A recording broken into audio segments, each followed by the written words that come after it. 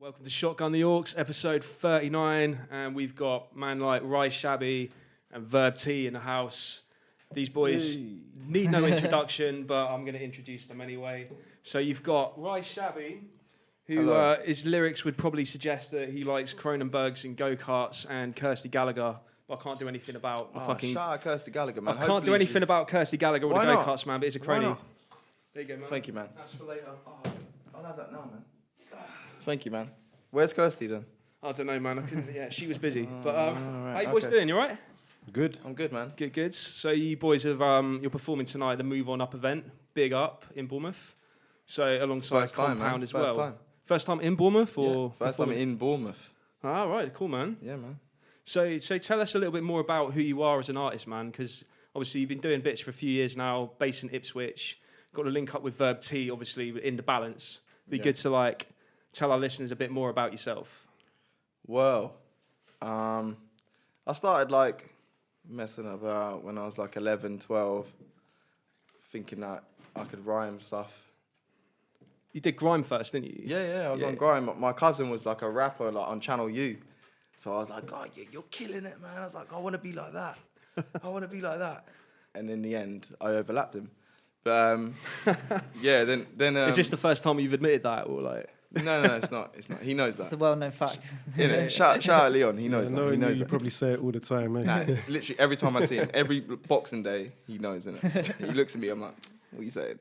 So, man, I mean, I brought a crony for you because obviously you got the album Arthur Lager, which is a fucking sick name for an album, and double entendre. But speaking of rap names, your first rap name was Shocker Explosive. Oh my God, how do you know this, bro?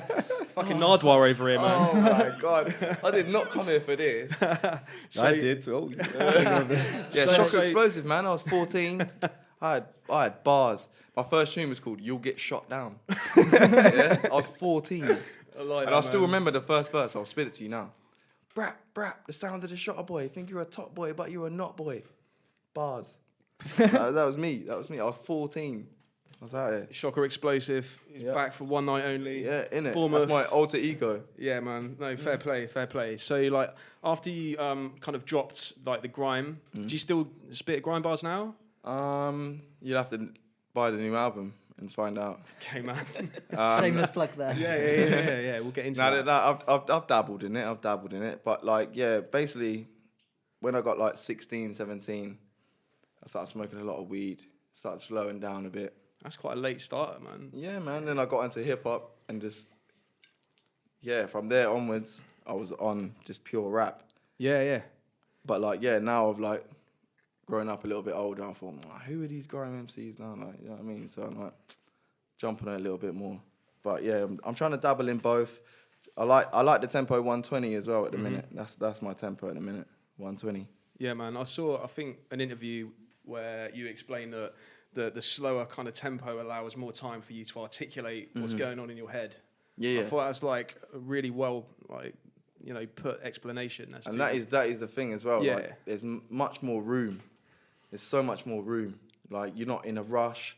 And especially, like, say you're on a 67, 68, like, there's not many people around you, like, trying to, like, wheel up the shit and that. You know what I mean? Like, you're just around there and they're listening to what you're saying. And that's what I liked. That's really what got me into, like, hip-hop instead of, like, grime.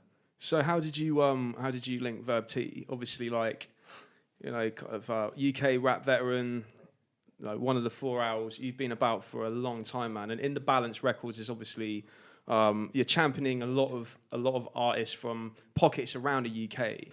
Obviously, Rye being from Ipswich. So how did that relationship like start, and how did it kind of, you know, where's it gone from there? Who, me? Whoever, man. Well, no, it just started from a chance meeting, really. I had a gig in Ipswich, so we should definitely mention Buddha French and shout him Yeah, out. shout out Buddha. I've been friends with him for many years, and that's the first time I met Rye, and I watched his set and just thought it was really good, and then we just kind of stayed in contact. From there. I heard some of his music, like, you know, actually in the room, not live performed, and like the recordings or whatever, and just thought it was dope. And so we just became friends and started making music. I don't know, sometimes you meet people and just get on instantly. And I think that's man. how it is with everyone that's on In the Balance is, you know, when I've met them for the first time, I've just had like an instant bond as people. And I think that's, for me, that's the first step when it comes to working on music. Because you kind of have to be able to vibe with the person that you're working with. And so, yeah, it was just that simple, really. So are you always on the lookout for new artists that you could potentially work with? Or does it just happen in that organic way, like you said? Like, yeah, it just happens in that way. And I think the timing of it is just, I mean, you know, I don't use the phrase meant to be, but it's just timing is everything in terms of luck and in terms of, you know, making things like that work. Is that if I hadn't have met Rye at that time, I might have just been a fan of his, or might have just... Oh, bruv, I was the most nervous I've ever been in my life. I think it's the second. What, when you first met? Yeah, everybody's like, oh yeah, like, I'm in Ipswich, like, let's link up. Remember at the Novotel? Oh yeah, well, that's when we were shooting the video. Yeah. Like, he was me like, I'm and gonna come Above down with Ground came Lucas. down. Shout out Above Ground, yeah. So like Above Ground come there, we was now about to shoot the video, and I was like preparing myself, like thinking, no, this is mad thing, this is mad. Now I'm gonna link up with Verb T, yeah. Got there, I didn't know what to do. You went, what do you want to drink? I went, oh, I'll have a double brandy and coke. Taking liberties already, man. He was like, oh, all right. Pulled over, and then we had a chat and that. It was mad, and then we just went on from there. Yeah. And it was raining, like pissing it down with rain. Oh yeah. Remember, like we had to go to H&M. Yeah, guys. Yeah, but was it? Sloth went in H&M and bought 2 umbrellas. Yeah, or something. yeah. And we was holding them up, and then we. Yeah, like, if you watch the Face the World video, there's a I was bit getting where the pneumonia, side bro. on, yeah, like you extra. can I see was the holding rain. it up like this, and then Luke is like anyone that's worked with Above Ground, yeah, he'll know. Like I'm holding it, and he's like, waiting for the wind to pop, so that pops the umbrella up. Like, I had to do it like 4 or 5 times, and I was pissing it down with rain. I saw that video, I'm, man. like shaking like this, like extra. It's like messy. I was mad. Like I was just thinking, oh, this is mad. Like, So that's your most nervous you've ever been, yeah? And second most nervous, you were telling me a story about when you met Jehst. Do you want to elaborate a bit more on that, man? Well, obviously, Tom don't really like say much about it. He's like, oh, yeah, we're gonna record in here, we're gonna record in there, and then we got there, and Jehst was there. I was like, didn't really know what to say, bro. Like, I was like, Yeah, because he was engineering the session. yeah. You was like, Will. You said his name. Yeah, And I was like, yeah, but I didn't know who Will was. I thought it was going to be some weird guy with like slick back hair and that, bro. I was Just like, a okay, yeah, typical like Will. the typical Yeah, smoking engineer, a bro. cigarette, Yeah, pressing the button. innit? With yellow fingers and that. I thought, who's this guy? Walked in there, it was Jehst. It's like, oh my God, bro. Lost my stuff, bro. I lost my shit, bro. I was like, nah. But it was sick, bro. Nice it was one, man. sick. So Verb, man, like say obviously signed to High Focus, you put a lot of music out with those guys, but Yeah. in the balances, is that more of like your kind of your thing and a different ethos completely separate to that? Yeah, I mean, kind of. Like, you know, really what it was is, what the idea I had when I started it was to be the producer for the label. So, like, the first projects that came out, there was like an EP by More One, and the album by Chillman, which I produced all of. And it's kind of a thing where, you know, High Focus can't put everything out. And I never really wanted to take them my produced stuff, not because I didn't think they'd do anything with it, but just because, well, not that they wouldn't want to do anything with it, but just because they were so busy at the time. And I looked at the release schedule for High Focus, and it's like every month they had something. So I was like, well, I want to get this stuff out now. It was at a point in time where I was able to do it. And, you know, I'd be 100% honest with you. It was just about making music that I liked with people that I met and thought had either, you know, a lot of skill or potential, or people that I could work with and produce for. And I didn't have anything in my mind beyond that. You know, it's just about getting some new people out there. That's it, man. I mean, obviously, like Tremendous as well. Is she based in Birmingham? I think between Birmingham and London, I'm not. Yeah. I think a lot of time in London too. She's but mad. Yeah, Yeah, man, she's and sick. I met her at a show in at Pumper Grange, you know, in Ipswich. Oh, for real? She came to a show where Akil from Jurassic 5, Yeah. and she was warming for him, and then he called us like, can you remember that, Wisp? Yeah. And then like I was like sort of warming for them as well, and like Tremendous was there. That was mad. Like she was going mental, going crazy. Like I was like, bro, who is this? Yeah. It was nuts.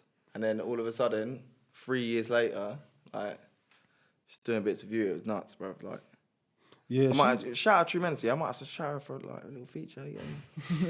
That's it, man. We've been like a massive fucking sausage fest on this podcast so far. We need to diversify in the new year. Do you know what I mean? We need to get some female talent on. Linked a couple of people, so it'd be good to get. Obviously, it's like you need to sort logistics and location-wise, it's not always convenient. But it'd be really dope to get like Tremendous on or someone like that. So yeah, if you're listening. Invitations open. Shout us. But Verbs, man, because you produced a lot of Rye Shabby, didn't you? The album when that came out. Yeah. So I think it's like a really sonically, it's really consistent and thematic. Like it's quite like moody. Thanks, man. Yeah, it's good, man. And there's a noticeable transition between that album and like Arthur Lager in terms of like style and kind of where you were in your life at that time. Yeah. So do you want to talk a bit more about your kind of writing process? Where your headspace was at that time? Whoa, Arthur Lager was obviously just a messy time in my life, and it was just pure. I don't remember even writing any of that. Yeah, it's just a miracle it exists. I'll be real with you. I don't remember any of that. I'd get the stuff sent back from who I was recording it with at the time, and I'd be like, yeah, I like that. All right, cool. Oh, I've got to go back and do that. With Rye Shabby, it was a bit different, innit? It was a bit different where I was like, I'm trying to tell a story, and it worked. Like, with the new album as well, and now I'm trying to cut out all of that, where, like, I don't understand it, like, where I'm like, oh, I can't remember what I did, all this stuff. Like, none of that's going to happen now. With the new album, it's just pure me, Mike, done. Get it back, go back again. Whereas with Rye Shabby, like there was parts of it like where I'm like, but it was part of the story. So do you think your kind of like introspective style is quite like self-reflecting? Is that what kind of like drew you into it, Verbs? Because you're kind of similar in that sense. Yeah, definitely. I mean, I think like for me personally, the thing I like about, and don't get a big head, Ryan. But the thing I like about him is I won't. The style, like lyrics definitely, like I like people that sort of paint pictures. So it doesn't have to necessarily be a story song where there's a, this happened and this happened, like but like it's even someone like say, I don't know, Rock Mars or Ghostface. I'm not saying he's my favorite rapper. But you know what I mean? What they do, it might not be like people talk about how people say about Ghostface, oh, it doesn't make sense or this and that. But for me, I love his explanation because he was like, well, yeah, sometimes you get people that just splash paint all over a canvas and people don't know what it means. But that motherfucker that painted it, he knew what he was saying. And that's the thing with Ghost, like he does paint pictures. So even if it's like random images, like whenever I listen to his stuff, I get visuals. Same with Rock Mars, and it was the same with Rye. Like I'd listen to it and I could go to that space. It felt like I was like really in the picture that he's describing. Yeah. And so like when we were making Rye Shabby, like there's certain vocal samples I found to complement it, to add to the atmosphere. And I was like little gassed. Beat change ups, intro, outro. Like I was just trying to help him because he was, we should definitely shout out Forest Moon. Yeah, shout out. They were making some really nice music together, and then he's got, is it 2 or 3 on there? Yeah, I think 3. But he produced what was the single that he Culture of Vulture? Yeah. Which was one of my favorite tracks. Very so I graphic. was just trying to match like what was going on already. And obviously I had sent you beats by that point. So we had already kind of started working on music. Like the track Turquoise, man, we made that years ago. That's one of the first things we made together. But it just kind of fit into the puzzle. Like I think it was a good one to work on. I think if anyone hasn't heard, and that's the thing that I always big up Verb for. Like, I don't really know what I'm doing when it comes to like album track lists and like making an actual project. Like, I know how to make a tune. I know how to like rap. It's easy, but it's taking it that step further. Yeah, when it comes to like actually putting it all together as a project, he'd be the person that's like, right, let's do it like this way. Like let's put it together like this, and then he would break it down like that, and I'd be like, rah, like okay, like it's opening my eyes to something completely different. So it's like a mentor-mentee kind of relationship you guys have got going on. So with those narrative samples you've got in that album, how did you go about choosing those and making sure they still stay relevant to the actual song in the project? That's a really good point, man. Do you mean what, like the vocal samples? Yeah, then like the narrative bits, yeah. So the one at the end was, I can't remember. I remember you calling me about that. Yeah, I'd like to also stress, I did check them all with Rye. I'm not just like trying to put words. They'd call me and be like, "Oh my god, I got this madness." Yeah, and so the outro to that project is a guy talking about alcoholism, and I thought because part of Rye Shabby was sort of dealing with that topic at different points, among other things, but I think it was interesting to put that at the end because it's an older person's view of looking back on what they went through. So I thought, well, that fits as an outro perfectly for that reason, because it's a retrospective view of kind of the story that Rye was telling, but just from someone else's experience.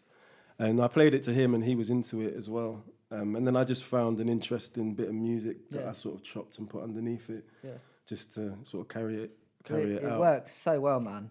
And obviously you said in your interview with Wordplay that the album was based on, you know. Well, you watched that, do you? With Wordplay. I've not even got that back yet. No, the written one. Yeah, I've not even got that yet. I've seen it on public They're domain. taking a piss out of me, bruv. Huh? They've not sent it to me yet. Oh, but you said obviously the album was based on sort of your struggles with alcohol and bad decisions and drugs and that. What was your process when actually putting these experiences into lyrics and into? But I'm going to be honest with you, it was easy. Oh, really? It was really easy. One day I just woke up and thought, like, it helped because I've got a child now, innit?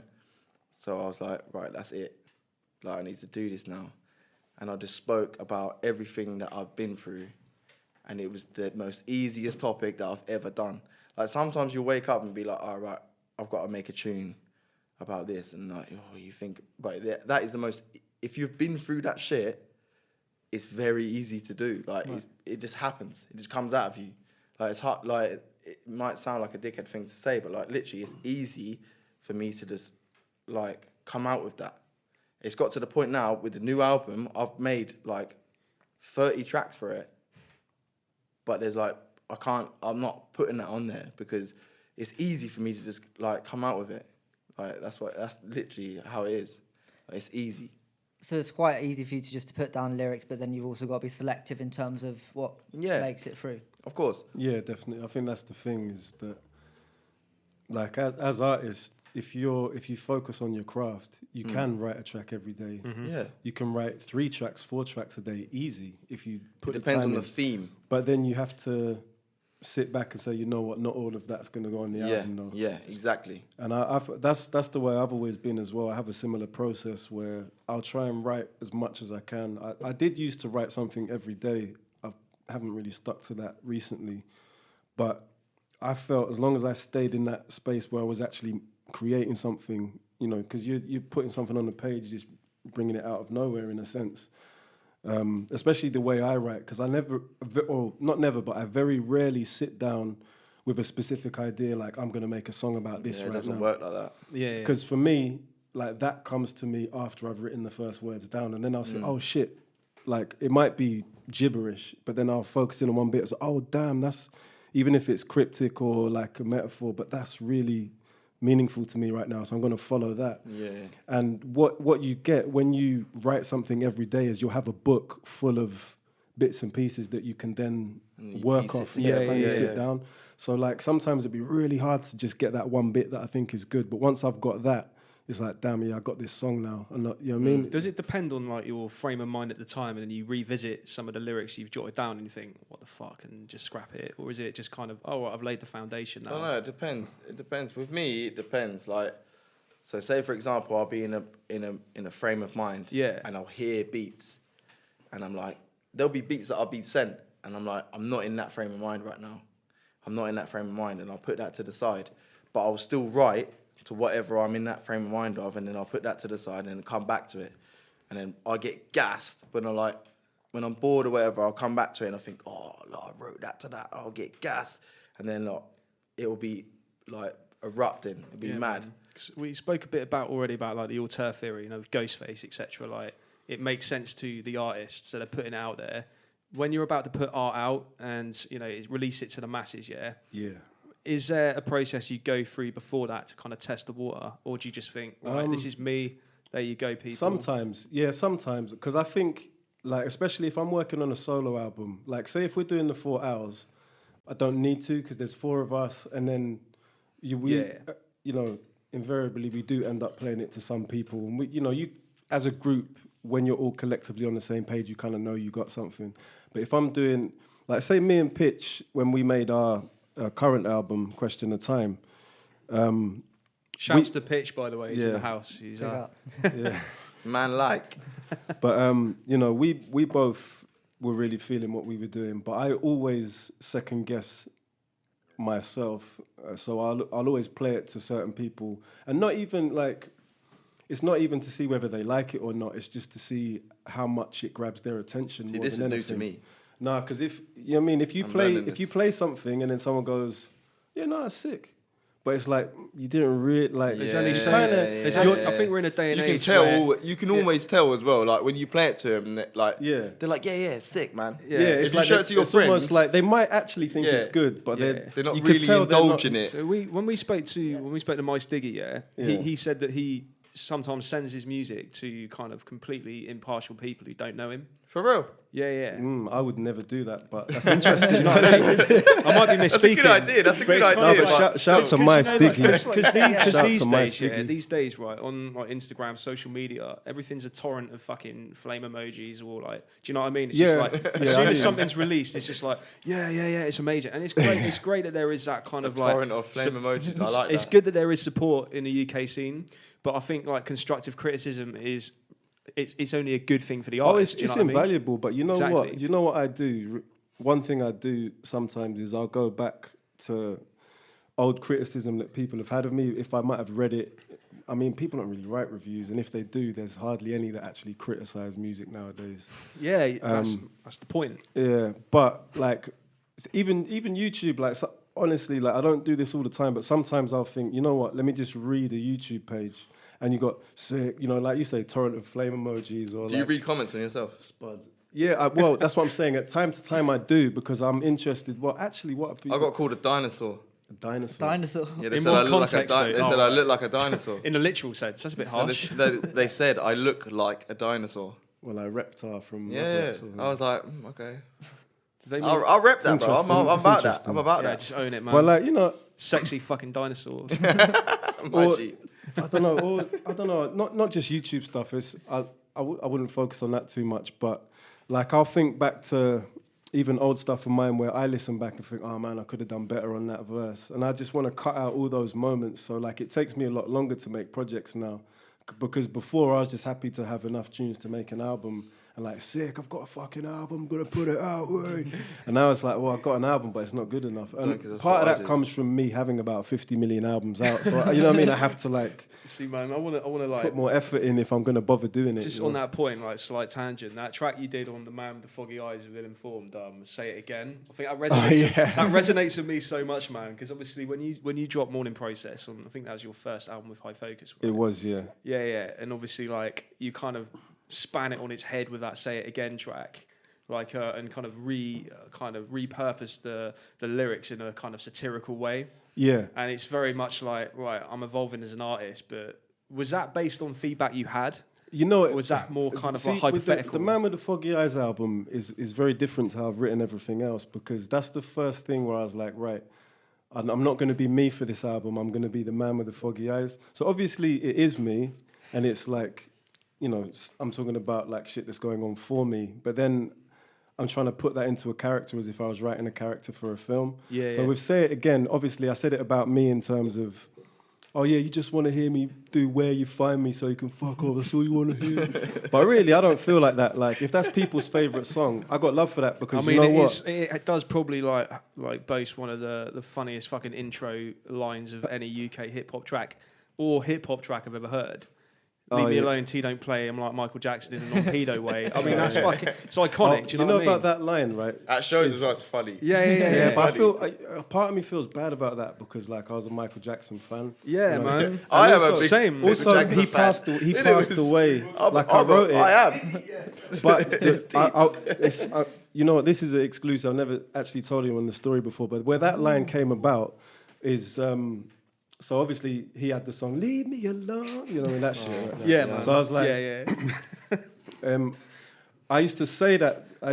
Oh yeah, leave me alone, like Michael Jackson sort of thing. And then one day someone was like, oh yeah, like Michael Jackson. There, it's like no, I'm a non-pedo. So like it kind of, I was like, oh, I should put that down. The in bar the bar. wrote itself. Yeah, it kind of wrote itself. I'm not gonna like make you give your thoughts on the whole Michael Jackson situation, man. But I mean, like. Oh yeah, I mean, you know, it's a lyric. At the end of the day, it's a lyric. You know, people do comedy routines, people do songs. Man. It's like I'm not there beating myself up, but like I have like at times I have been like, oh shit, man, the guy's passed away now as well. It's like he's not there to defend Bless himself him. against. Yeah, but you know, it's like. But I'll defend him. You talk about it a lot, like separating the actual music from the artist, and not judging or not just sort of disowning the music completely because of what the artist did. Because we were talking about. Actually, it's a slightly different one because I guess with Michael Jackson it was alleged, right? And it was that's what I mean though, because man, we don't know, do we? For 100%, Exactly. We can't say. We can't say. Exactly, bro. But we were talking recently about. I'd like to have think you that boys seen the new Joker film? No, I haven't that actually. yet. No, I'd like to. Because there's a lot of like controversy around like using the Gary Glitter track in that. Oh yeah, I did hear about that. Yeah, I've heard about that. And Gary Glitter. Man, I like mean, glitter. that's like, and so like Weird, the man. argument, I'm not really going to defend Gary on this one. In it, it's a bit different. and so like the argument, bit different, the guys. argument is though is like right, so it's like a track that gets people like rolled up, and it's kind of like apt for the film itself. But as long as no Like, money, can he moonwalk? as long as no money's like lacing his pockets, man. Do you know what I mean? I think Oh that's kind of the yeah. argument. I mean, I don't really know where I stand on it. I mean, I would say this: if I was making a film, I'd find a different hype track to get the crowd going. I wouldn't. yeah, for sure. Did it have to be that one? See, I don't know, this is man. what sparked the conversation. They were like, right, did Todd Phillips, the guy who directed The Hangover, he did The Joker, did Yeah, he know what good he was director. doing? Did he know what he was doing with that track? 30, bro. Because Well, yeah, directed because it that- would set. He knew it would set off like Publicity, people man, 'cause talking. he directed that G.G. Allen documentary years back, so he's like he knows his shit He knows when it what comes he's to doing, that kind bro. of thing. He knows Because a what lot he's of people doing, bro. thought Todd maybe Phillips, you sly guy. He's taking a piss, bro. He's taking a piss. yeah, man. But yeah, going back to Morning Process, man. I mean, that was a very like important record for me. Going through some shit at the time, it was kind of like I owned it on CD. Dickhead lost a CD, so I own it on wax now, man. I appreciate that, bro. Oh, lit. Yeah, man. And but I just love like it's just very I don't know. For me, it's just everything it encapsulates UK hip hop in one record, and I'm like, right, it takes me back to a place where I had to get out of the country. It was just kind of like, yeah, and yeah, I love like the little Dave Chappelle snippets throughout as well. Oh yeah, big up Dave Chappelle. Have you Like seen the new that- one? Yeah, I've seen all the. Shout out like Dave he's had Chappelle, let's 4 get a sponsor. recently, right? There was. The most recent one was. It was like a 2-part thing. Yeah, I think that was like a Sponsor. year ago or so, wasn't it? And then he had one recently where he's in like a jumpsuit.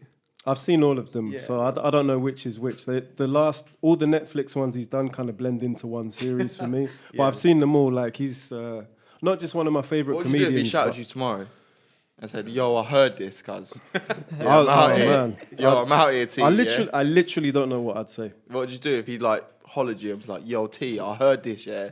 I'm about it, bro. No, I'd probably just send him some beats. Or Dave Chappelle. Out of Yeah, context. why not? Like, And just, he's like, do you like get here's some more? samples over it, like get him to like do comedy over it. Yeah, like, exactly. Like, what you mean? did some originals, yeah. Like, Oh, no, but that anyone that hasn't seen that interview, it was inside the actor's studio with Dave Chappelle. It's an amazing interview, and just what he said, like seen that. basically the line about people aren't crazy. It's a dismissive thing to call someone crazy. Like they're actually living in a world that's really messed up. And he's actually, I think he was talking about Martin Lawrence because. Hollywood's kind of Do you really no, but in like defending him because like Martin Lawrence, people were like, he's gone crazy, he's lost his mind. But what Dave Chappelle was saying, but no, he was in this environment that just got so crazy.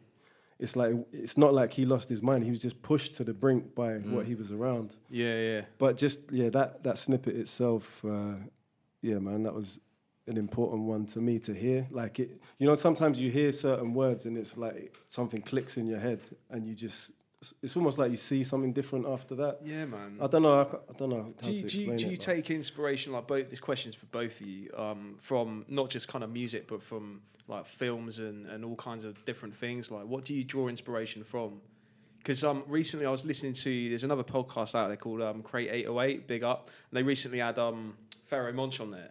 and he's making fucking moves, man. I was Yeah, just like, yeah, oh, big Pharaoh upgrade fucking away. Monch. And I Pharaoh bumped Monch, into it at Boom Bap. Pharaoh Monch was Yeah. saying that he compares like films to MCs. So when he watches a film, he's like, right, did it bring something original? Ah. Did it challenge me? All of those kinds of things, Nah, and he see, just draws nah, it's not inspiration like that from with stuff me. like that. Don't know about you, T. It's not like that with me. What, like, do I get inspired by films? Anything, man. What inspires you in the writing process? Go on.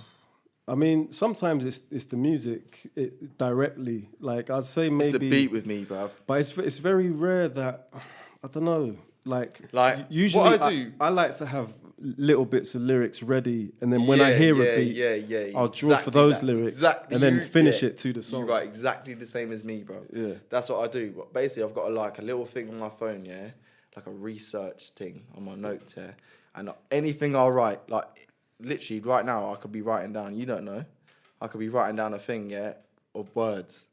So then when I hear the right beat, I'm like, cool. Bang! Look at the research, and I've got all this shit down ready. Yeah. And then I'm like, cool. Then I bang it all together, merge it all together, and it works. And then there's the 16 bar there. Calm. That track you've got, "Face the World," is that you that sings the hook in it? Yeah, man, that little hook. Oh, you're fucking going out there, aren't you? Yeah. Face Well, the world. You got a V. So is that because that's got quite a jazzy? I am singing on that. Yeah. Yeah. Because that's got quite a jazzy sort of sound to it. What was your influence before writing that one? There was no influence on that. I'm not going to be like... Nah, do you know what it is? Like, I go through a stage where I don't really listen to hip-hop. I don't really listen to hip-hop music for a little while. At that stage, I was listening to a lot of punk music. I was listening to a lot of King Cruel. Okay. Oh yeah, man. Yes. He's got kind of like a Jamie T kind of vibe to him, and he's like a bit punky. Not Jamie T, but Maybe still, that's Jamie T. Right, so that's still. probably an ignorant comment because like, I don't know enough of his stuff. Yeah, and what I yeah. have heard, I thought the obvious comparison in my mind at the time was Jamie T. Do you know Basically, what I'm I saying? thought like I heard that beat and it just flowed with it, innit? I flowed with it. I was absolutely off my noodle. Yeah. And it just flowed with it. It just flowed with it. I wrote 2 verses and 2 hooks, and it's banged, and it stuck with it, and it just worked, really worked. Like there was no like, oh, can you get this structure this way? Like it just worked. Bang, bang, bang, done. I think we should shout out Mechanics that Yeah. produced it as well, because you guys do Straight work up. well together. Yeah.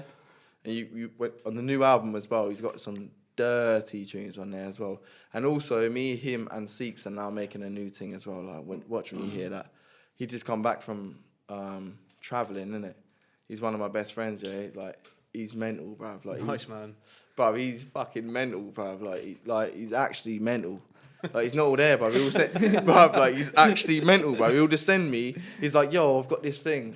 And he'll send it to me. I'm like, oh, what the fuck's this, bruv? It'll be mad, bruv. I'm like, what? Instantly, I'm like, yeah, cool. 32. Like, he's crazy talented. And like, yeah, he's been traveling the world, but still sending me beats. Nuts. Shout out Mechanics. So you've already kind of like alluded to it, but you don't. Do you go through periods where you just like cut yourself off from hip hop and just like try to find inspiration elsewhere? Because like I've always been like that. Even doing like, and I'm not an artist at all. Like I like music, I'm a fan. Like first and foremost, right? And that's why we do it. Do you know what I mean? But even doing this, it's like you're so immersed in hip hop, so immersed in all of that. Bro, I'm gonna be honest with you. I need to fucking tune out and listen. I'm gonna be honest with you. Like Enya I'm or not, some I'm shit, not, do you know what I mean? Like if you was to say, have you heard this album? Yeah. I would not have a clue, bro. But that's like I've not got a clue. The only people that I listen to is me and him. Do you think That's real. I'm being completely honest, bruv. Like in the whole like music sense, Yeah. or just in hip hop? done. Or old school Trelly. Yeah, old yeah, school yeah, Trelly. yeah. I listen to old school Trelly. Always listen to old school Trelly. Other than that, literally, it's just me, him, done. Yeah, in terms of hip hop, right? Is that just hip hop? In terms of hip hop, yeah. Other than that, I'm a massive reggae fan. Yeah, massive reggae fan. That's all I listen to, really. Like, But I think you go through phases like me, yeah, innit? yeah, innit? Like, Because probably like you could like next year you might be totally. I think that's the great thing about music is that sometimes once you step outside yeah. what you've been listening to, And it's the mostly beauty of opinions as well.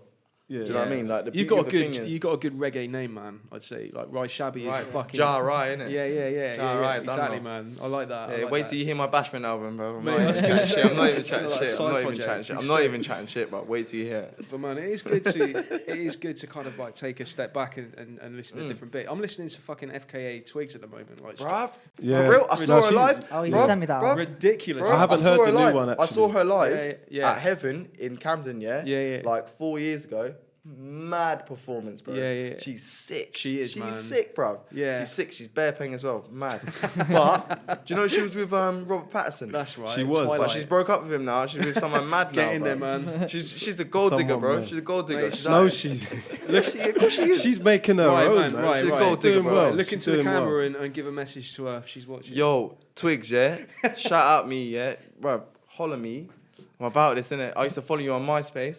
I'm out here. Fucking hell, my Oh, you knew from early. Yeah, bro, I knew her from early. Now bro. I found that interesting when I found out that she'd been trying to get into the game for a while. Yeah. And then, because I I know thought, about how she, like, you know how she writes her words. FKA Twigs, yeah. There was something like she got sued because she put FKA in capitals, yeah. and they weren't on it, so she had to put it in lowers. What? Why would she Obviously, get my sued for fanboy that? and my fanboy, innit? Damn, man. She had to put it in lowers because there was something that wouldn't let her do it. Okay, there you go. Twigs, yeah, shout. Trivia. Twigs, yeah. Bro, I'm gonna give it to you. Twigs, yeah. Twigs, holler me, So, innit? like, Fuck Robert's so you've already answered that the question I was going to ask you around like if you're listening to anyone in the UK scene at the moment, and the answer is you and Verb T. Right, what? I'll put the question Who to Verb else? T then, man. Like, who are you listening to? Anyone else in the UK scene? Who is your kind of like go-to? You know, to be honest, I listen to literally, or actually not literally, but I try and listen to everything that comes out in terms of, that gets a public release. So obviously you don't hear about everything, but anything I hear about new in hip hop, I'll try and at least give it 5 minutes. Yeah, to scan through. Because I like think, Jesse like James. music to me is like Jesse James is Jesse good. James is hard. I like Compound, alright. Yeah. I They're like good. They're dope, bro. yeah. Who else do I like? Have you heard Jesse's new tune with Gigs? yeah, man. Yeah, Naughty. That's alright still. you do impressions, don't you? Just speaking of gigs, man. Fuck's sake. Yeah. I knew this would happen. All right, mate. All right, gigs, go. Haha. Yeah, I got the strap, got the belly on me. Yeah, I got the what? Got the belly on me. Fucking hell, Gigs is actually here with us in the room right now, man. No, Yeah, big when you saying them, got the gang them. When you saying them, T. Yeah, but I'm trying to think what I've been listening to. I always get caught out by that question, no matter how much I might be even thinking about it today. I can tell you what I listen. I think that's the problem with. That's the problem with so much Rappers. coming out, though, is that it's hard to stick with one thing. You know what I mean? I'd say, like, maybe the people I've listened to most the past couple of years, like, there's a rapper from Canada called Daniel Son, who I go back to his stuff quite a lot, and another guy called Rome Streets. Like, the Griselda guys, I like what they're doing, definitely. With them, it's more, there's certain songs, like, it's not really full projects. Yeah. But every now and again, I'll hear a specific track and be like, damn, and I'll have it, like, in my playlist I'm for probably a in long the same time. camp as you there, man, when it comes to Griselda. I'm just kind of like, I admire the fact they're doing what they're doing now at like this age. Do you know what I mean? Yeah. It's akin to like Run the Jewels, for example. Obviously, those boys have been doing bits for fucking years, respectively. But to come Yeah. together and make like music that's innovative and refreshing at their age, LP and fucking Killer Mike. I mean, LP's always been an innovator, hasn't he? He has, Yeah. man. But I mean, in terms of like, I don't know, he just kind of reinvented himself in that sense. Yeah, but did you not think it's quite a natural progression, though? Like, if you listen to Company Flow towards Run the Jewels, I think it all sounds like him to me. It just sounds like he's, new equipment, Yeah. new way of making music, maybe new synths. But, like, ultimately, I can really hear the same sort of thing. It's just an evolution of that. Obviously, you wouldn't mistake the two records, but, yeah, I don't know, man. Did you watch his Rhythm Roulette episode? I Did you watch didn't. that? Rhythm Roulette is mental. So good. Yeah. You know what? I don't really like it. I'm gonna be honest No? with Did you. you see Ninth No. Wonders one?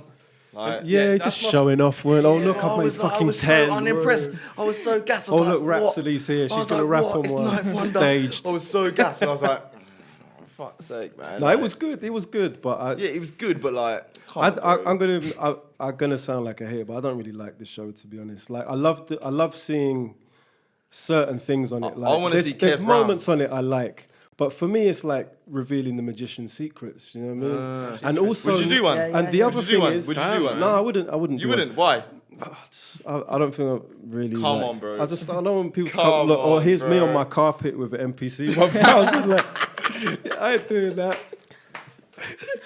A peek behind the curtain. Bro, Yeah, that but would I'm be saying sick. like, and any producer that's really like got certain signature things that they do that they don't want everyone to copy, they're not going to do it. So Yeah, it's of like, course not. Of course not. you're kind of it's. Of I don't course know. I not. think it's great. Don't get me wrong. I'm not totally shitting on it. I've watched it and enjoyed it, and there's certain moments. There's been some golden moments and stuff.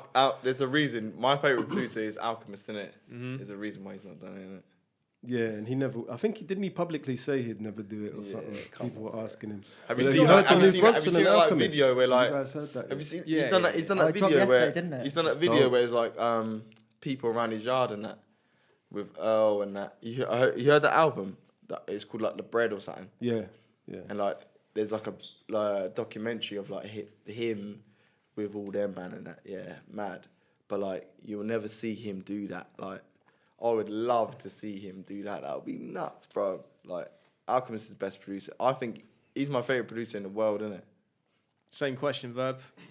What favorite producer? I mean, I'd Well, say you just pushed that onto out me. of people, You just answered it yourself. Yeah, man. you Whoa, answered that- it. You just Kev Brown. You jumping the gun. You just man. you already said Alchemist. You just said though. Alchemist. You said Alchemist. Kev Brown Now and for Alchemist. me, Kev Brown and Alchemist. All right, man. no, but Kev Brown and Alchemist are both masters. I say Madlib for me just kind of Come on, edges man. it. Yeah, I And the knew you reason was is gonna say that. because like if you hear the Madlib and Freddie Gibbs album, it's Yeah, so it's amazingly mental. produced. Like I don't Mental, like bro.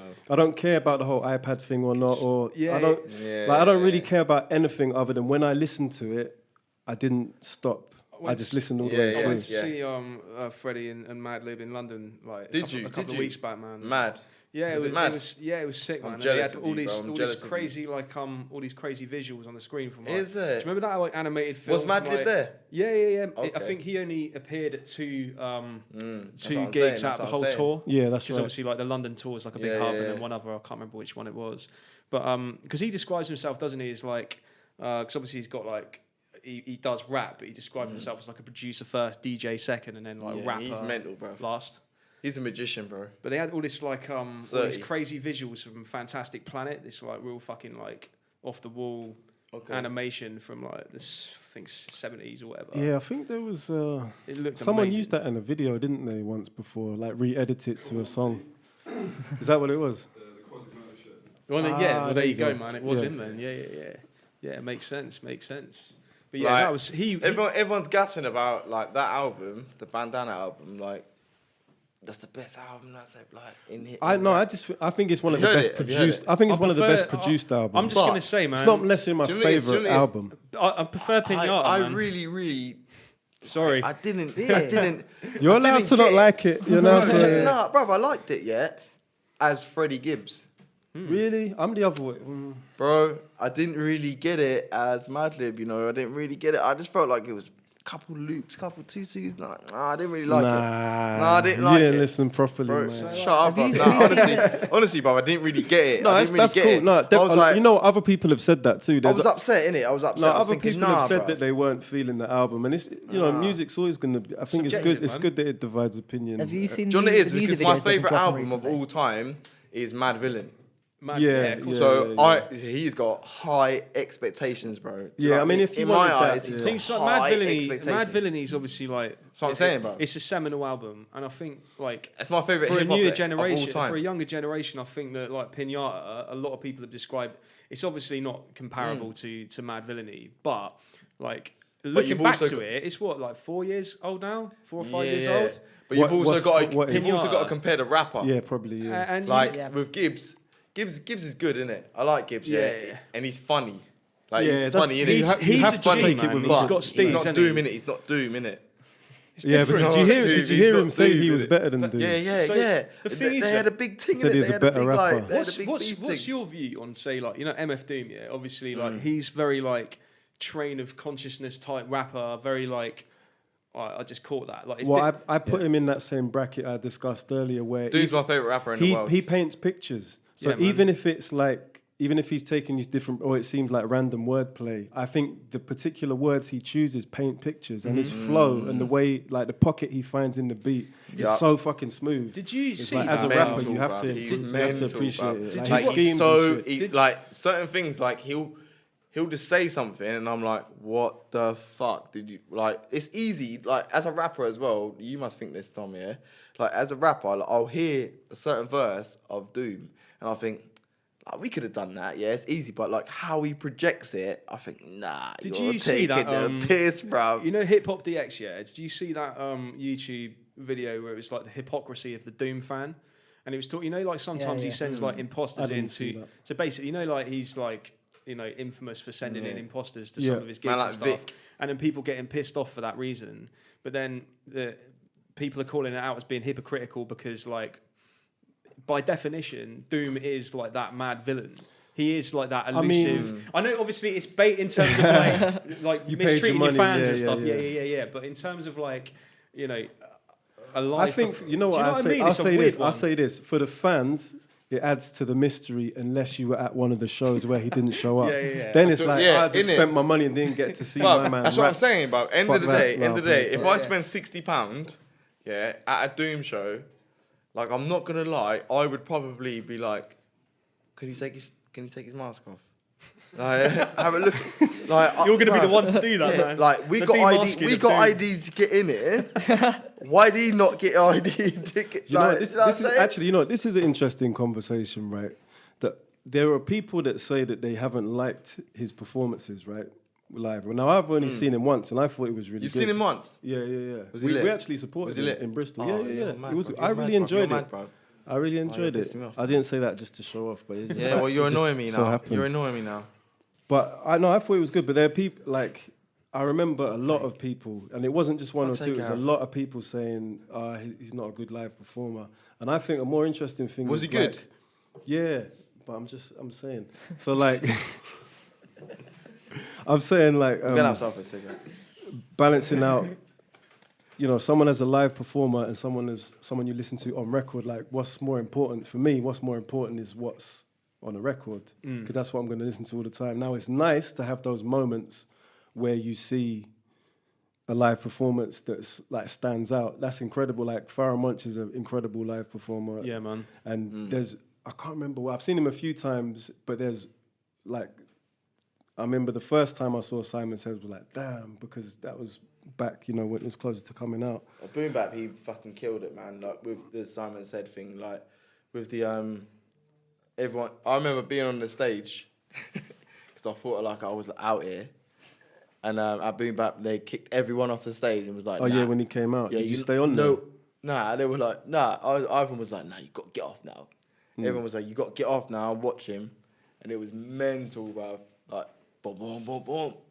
Yeah, Simon but said, shut the fuck up. It was. But what I'm nuts, saying is, I bruv. think how much I lost does my someone's shit. live performance affect their legacy? You know, Yeah. Because Yeah, with yeah. Doom, I don't. So if going back to the point you were making, I think with Doom, the fact he didn't show up, I think that's actually Yeah, really that's good in outrageous. terms of the legacy. Yeah, 100%, because it just adds. It just.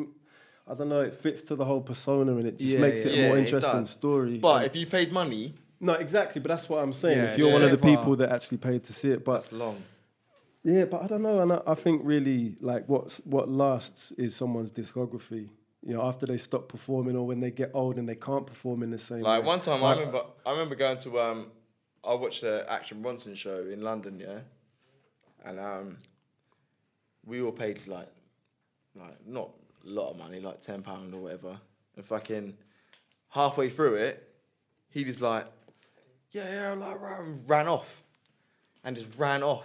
Like literally ran off the stage, yeah. Ran off the stage. We was all sitting in there like, what the fuck's he doing, yeah? We were sitting in there for like an hour. No one's on stage. It's awkward as hell, yeah. Like no one's there. It turns out, like obviously, like a week later, I see it on Vice, yeah. that he ran around Brick Lane.